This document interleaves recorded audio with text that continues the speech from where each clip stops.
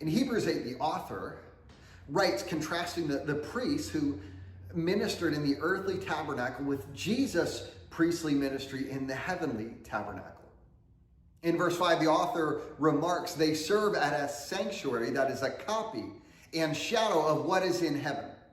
This is why Moses was warned when he was about to build the tabernacle, see to it that you make everything according to the pattern shown you on the mountain.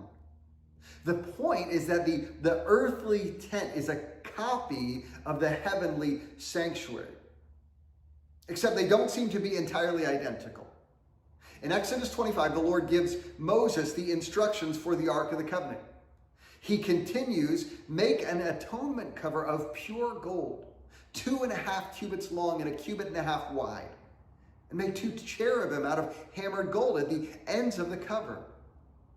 There are some further instructions about its construction, but the Lord goes on to promise, there above the cover, between the 2 cherubim that are over the Ark of the Covenant law, I will meet with you and give you all my commands for the Israelites. Now, if you know your Old Testament, you know that this atonement cover is traditionally called the mercy seat.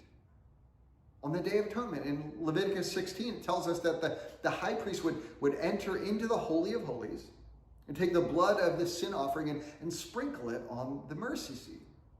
Now, as the name implies, the mercy seat is where sin is forgiven and covered.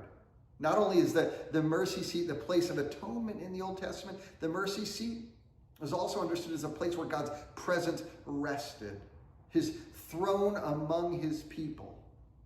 It is a throne of grace. Now, let's jump to the end of the story in Revelation 20. John says, then I saw a great white throne and him who was seated on it. The earth and the heavens fled from his presence, and there was no place for them.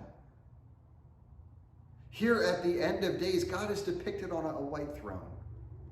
The picture of it was so holy and amazing that the earth and heavens hid from its view. The question arises, however, what happened to the mercy seat? The imagery changes. In the Old Testament, we see a mercy seat where atonement is offered, but in Revelation, we see a throne of judgment. The time for mercy has passed, and the time for judgment has come. In Christian theology, Jesus is the true mercy seat. He is the place where God's presence is revealed and where justice and grace meet. At the cross, mercy was offered to sinners.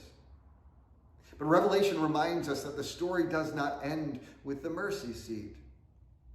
One day, Christ will sit upon the throne in judgment.